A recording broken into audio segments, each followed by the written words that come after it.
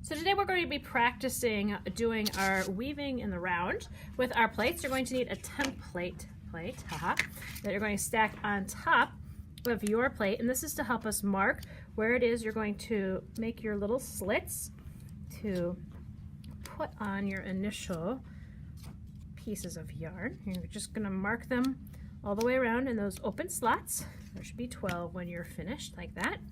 And then you just need to take your scissors and you're just going to cut straight down until you get to the center little groove on the plate like this. It'll almost look like a little flower when you are finished.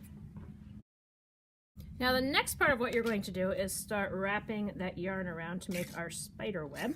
So you want to start with the yarn in the back, and you can hold it with your finger or you can put a little piece of tape on it, and you want to go across to the other side. So go straight across.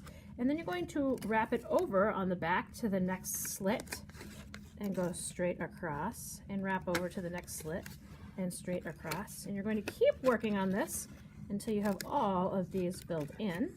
And the reason we don't go straight across in the back is that would waste a lot of yarn. We don't need to do that.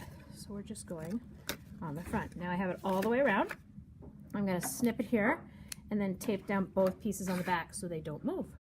If you haven't already done so at this time, you should also put your name on the back and your class code so we don't forget where it belongs.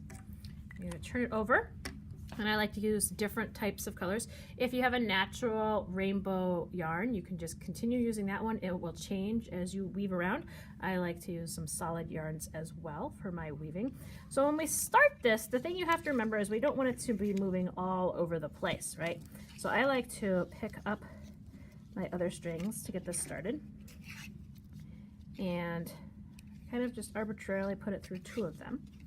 I tie it off so that it's not going to move while I'm weaving. You don't need this one, so I'm going to snip it short, not all the way there because we don't want it to come undone, but I snip it short. And then I do about an arm's length of yarn long, and I snip it. We can always tie on more when we need it. And there's a few different ways you can do this.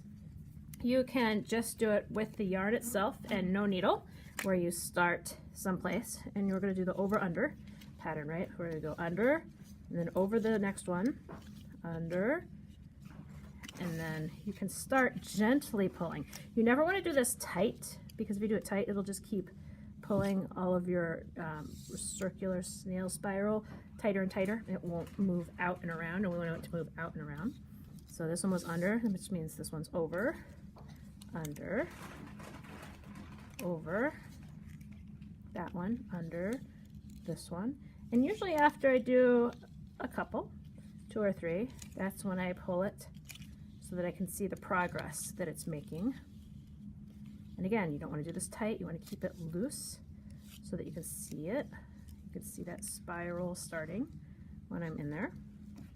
If it gets too tight, you can go back in with a fingernail and sort of scratch it out. And you keep going over, under, over, under, over, under. So I'm going over that one, under this one, over this one, under this one.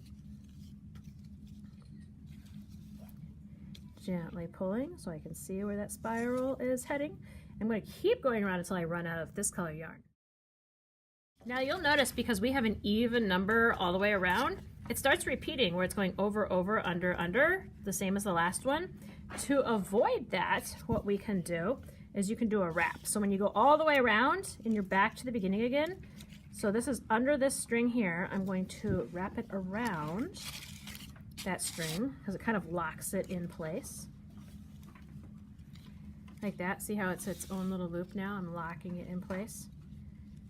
And this one is over. So now, because this is locked in, I can change that pattern. Now I can go under this one since it was over last time and change up my pattern.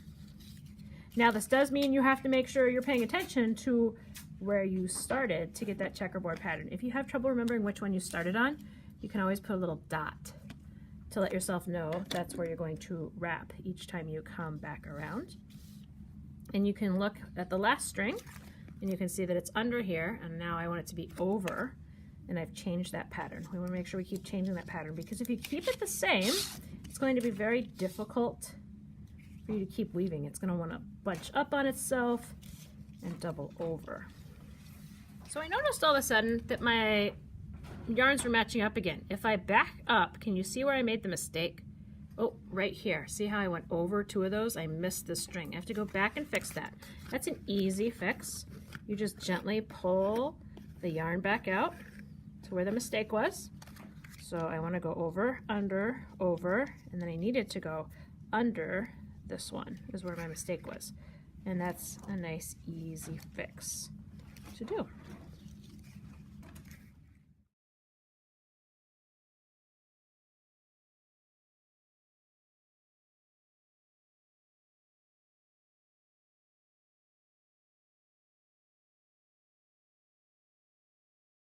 Now when you go to change colors, you're going to put your 2 pieces of yarn together, wrap them around your finger so they crisscross like that, right? Pull your finger out. You're going to tuck those 2 ends through that loop, both ends, and then pull both sides. It puts a nice knot in it, and you can snip off the extras and you'll keep weaving.